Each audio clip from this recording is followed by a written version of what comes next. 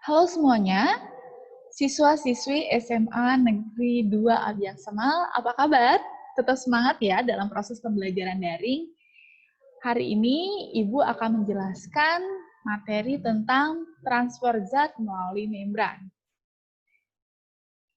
Yuk sama-sama kita menyimak materi tersebut.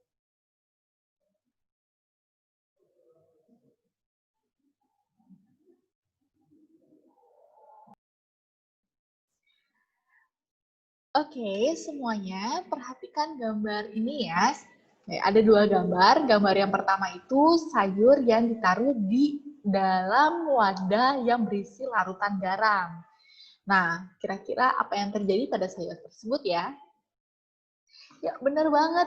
Sayurnya jadi layu. Kenapa ya bisa begitu? Ada yang tahu? Oke. Kalau begitu coba Ibu kasih pertanyaan yang kedua. Nih gambarnya ini nih. Ketika virus masuk ke dalam tubuh kita, ternyata kita punya sel imun loh yang bisa menyerang virus. Nah, bagaimana sih proses sel itu menyerang virus? Tahu enggak? Dari dua pertanyaan ini ada kesamaannya loh. Maksud Ibu ya, ada peran dari satu struktur, dari bagian struktur pada sel. Struktur itu namanya adalah membran sel atau membran plasma. Nah, membran sel itu berada di lapisan terluar pada sel ya. Oke. Nah, untuk itu maka pada hari ini kita akan belajar tentang transfer zat melalui membran sel. Tujuan pembelajarannya adalah untuk menganalisis mekanisme transfer melalui membran sel. Adapun kita ketahui bahwa fungsi membran sel itu adalah sebagai transfer molekul. Nah, kenapa sih fungsinya sebagai transfer molekul?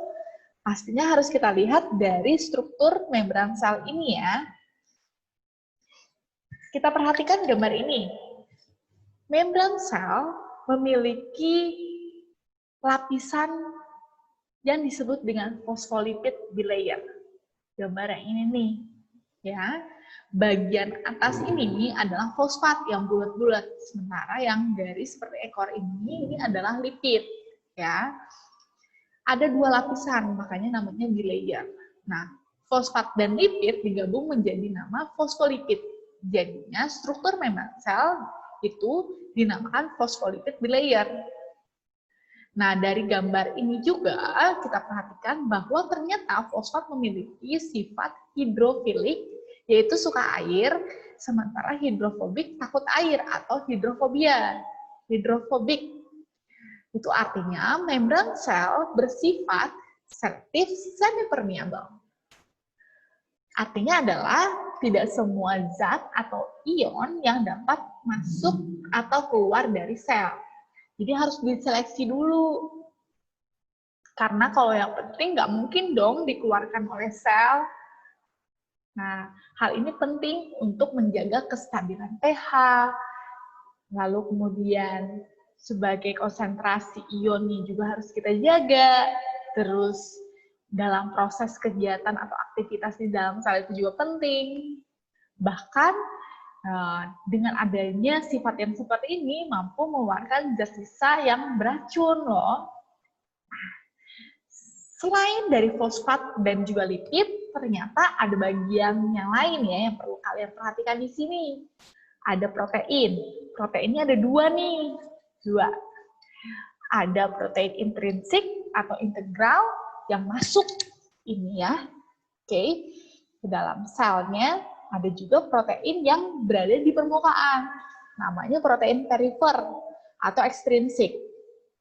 Oke. Protein ini biasanya digunakan sebagai saluran. Nantinya bisa juga ion-ion melewati bagian sini, ya, bagian protein.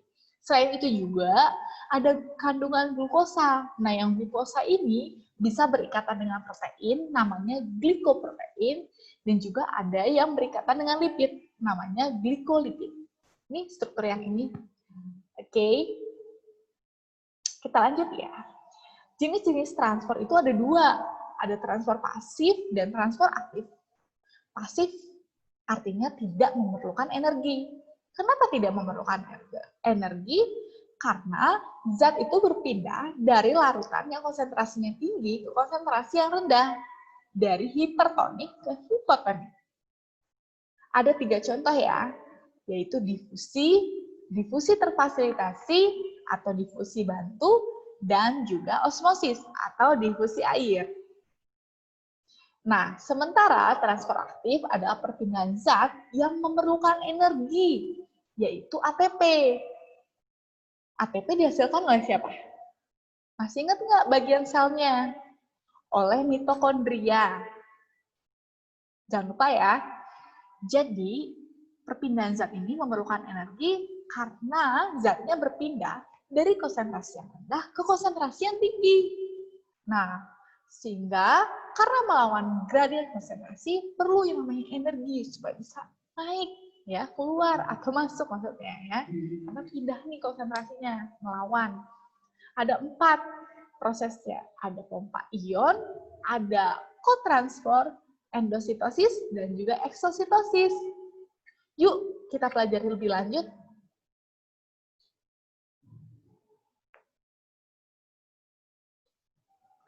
Nah, proses yang pertama tadi adalah difusi. Difusi ini adalah perpindahan zat padat atau cair atau gas dari larutan atau daerah ya yang konsentrasinya tinggi ke rendah melalui membran plasma. Secara langsung loh ya. Sehingga konsentrasinya antara kedua larutan itu, di kedua larutan itu nantinya akan memiliki konsentrasi yang sama atau seimbang, atau namanya isotonik.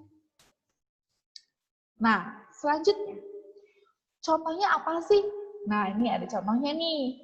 Kalau di bagian yang pertama, gambar yang pertama, di sini gula berdifusi ke air.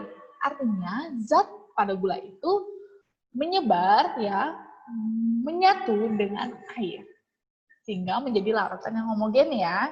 Oke, yang tadinya airnya itu tidak berasa, akhirnya memiliki rasa yang sama seperti gula. Nah, proses ini namanya proses difusi. Jangan lupa ya. Contoh lain adalah ketika kita memasak air. Ketika mendidih, maka terjadi yang namanya penguapan. Nah, uap air ini akan berdifusi dengan udara. Sehingga akhirnya kita menyatu ya, yang namanya uap air itu menyatu, tidak bisa terlihat lagi. Yang tadinya awalnya terlihat, lama-lama menyatu dengan udara dan hilang. Gitu.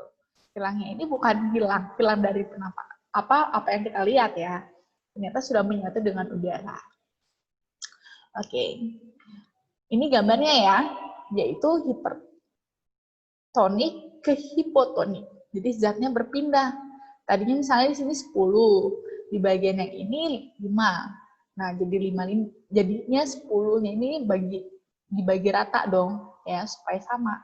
Seperti itu. Oke. Nah, ini dihitung aja molekulnya. Selanjutnya, apa sih bedanya difusi dengan difusi terfasilitasi atau difusi terbantu?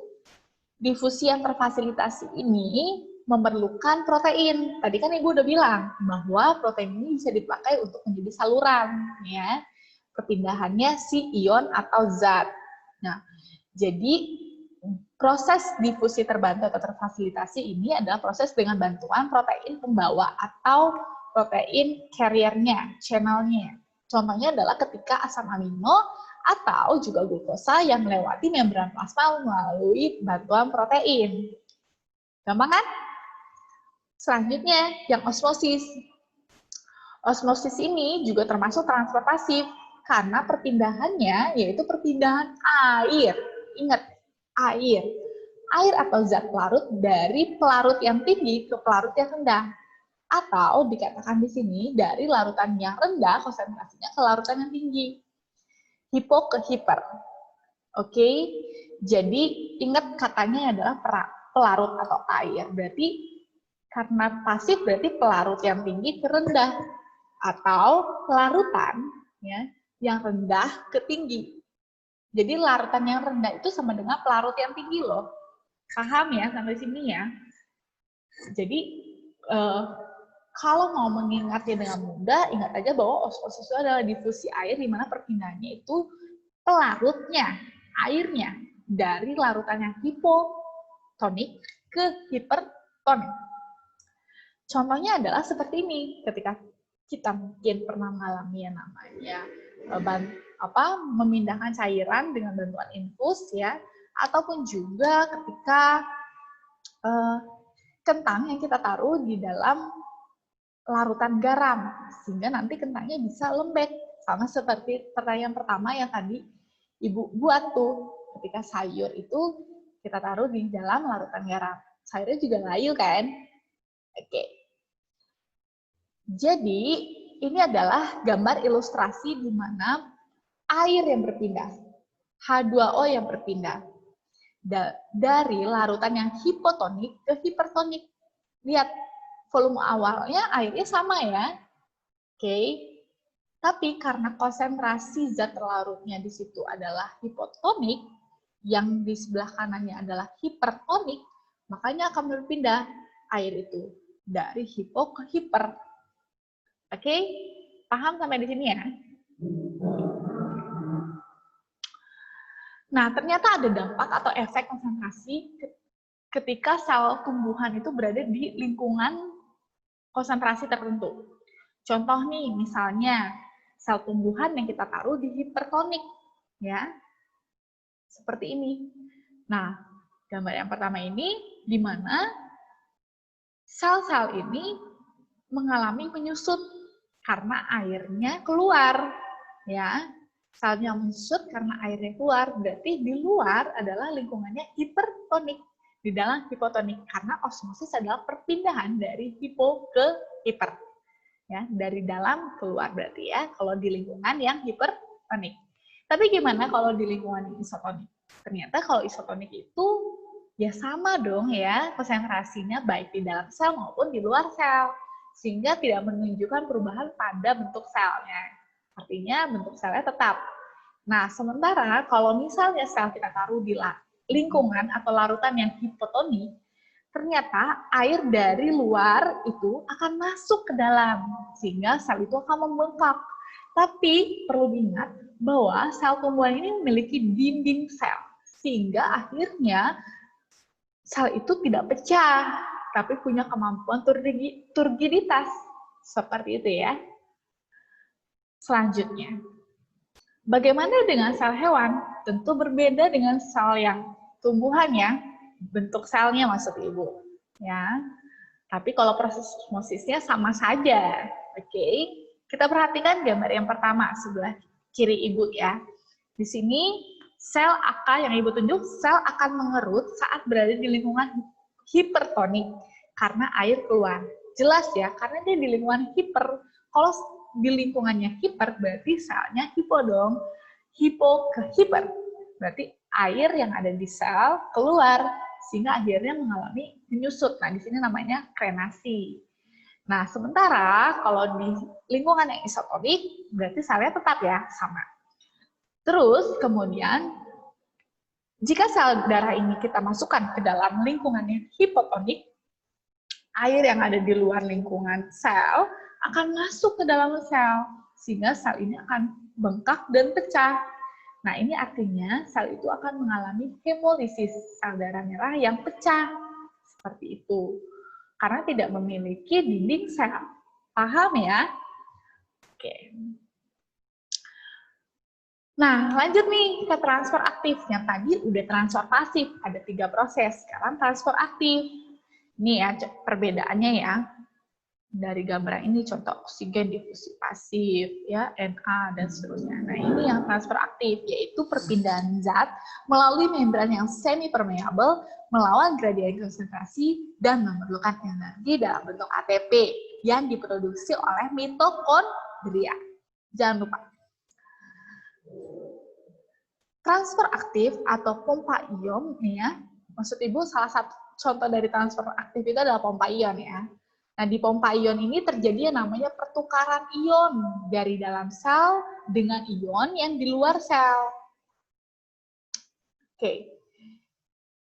Jadi anak-anak, intraseluler dalam sel itu, ya, di dalam sel hewan ada ion Na rendah dan kalium yang tinggi. Nah, karena transport aktif itu adalah perpindahan dari zat yang memiliki konsentrasi yang rendah ke tinggi, maka nanti Na ini akan keluar. Oke, keluar sel. Sementara kalium ini yang dari luar selnya masuk ke dalam sel. Oke, paham. Berapa banyak ionnya? Setiap kali proses perpindahan atau pertukaran atau ya seperti itulah ya.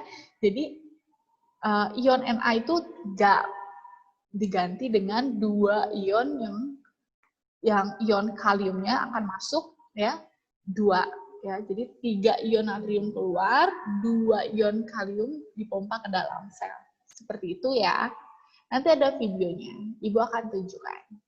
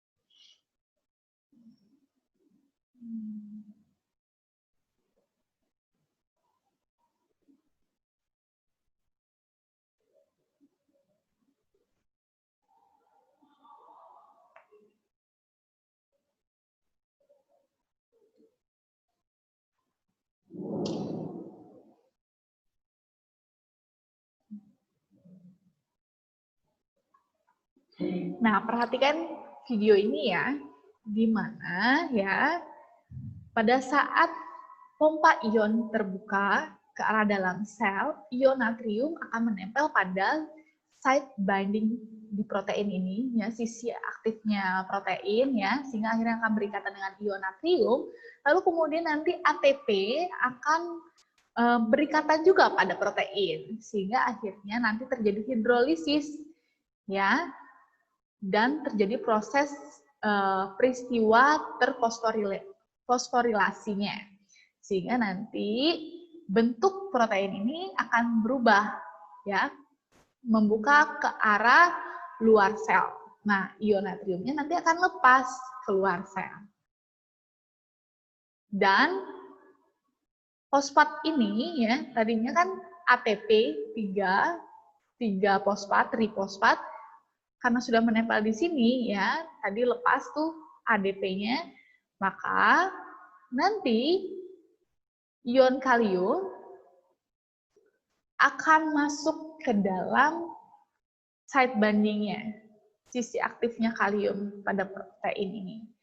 Lalu kemudian protein itu akan membuka kembali ke dalam ketika fosfat ini lepas. Seperti itu. Dan ion kaliumnya masuk juga dong ke dalam sel. Dan terjadi secara terus-menerus. Oke.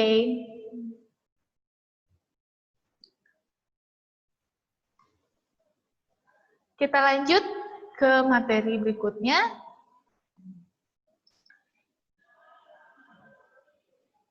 Endositosis dan eksositosis ya. Oke. Untuk yang eksositosis ini adalah peristiwa keluarnya zat padat atau cair melalui membran. Jadi nanti zat itu nanti akan dibentuk oleh vesikula ya. Lalu kemudian nanti vesikula akan mendekati membran, lalu kemudian nanti akan keluar ya. Sementara kalau endositosis, ya tadi kan eksositosis, sekarang endositosis. Endositosis ini peristiwa masuknya zat padat atau cair melalui membran. Oke, seperti itu. Jadi contohnya adalah seperti ini. Fagositosis, ketika amoeba ini ya memakan paramecium. Atau masih ingat pertanyaan pemula pada awal yang Ibu sampaikan, yaitu bagaimana sel imun menyerang virus. Ya, caranya dengan fagositosis, dia makan ya virus itu, ditelannya sehingga akhirnya tidak bisa berkembang biak. Nah, contoh yang pinositosis adalah ketika kita mau meneliti bentuk amoeba misalnya di bawah mikroskop, maka kita bisa menetesi alikan bluenya supaya nanti terserap oleh si amoeba ya. Jadi sitoplasmanya amoeba ini akan menjulur ke cairan tersebut ya, dikira dia itu adalah makanan atau nutrisi ya. Nah, tapi ternyata ada kandungan pewarnanya sehingga akhirnya kita bisa mengamati amoeba secara transparan.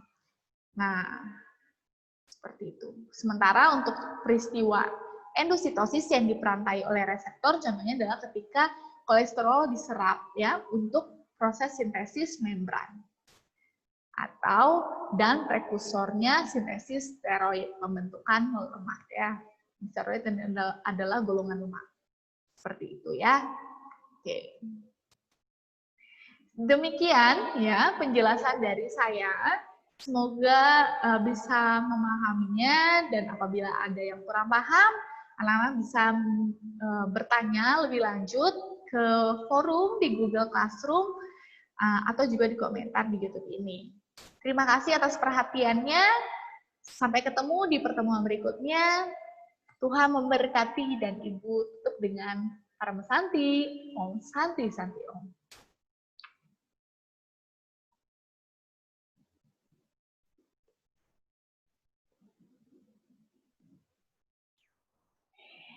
Nah, pastinya kalian semua sudah pada paham ya. Tapi kalau misalnya masih belum paham, jangan berdiam diri. Silakan kalian tanyakan ke grup kita atau ke forum di Google Classroom ya. Atau bisa juga di bawah komentar ini. Oke? Terima kasih atas perhatiannya semua. Sampai ketemu di pertemuan berikutnya. Tuhan memberkati. Ibu tutup dengan Parama Santi. Om Santi Santi Om.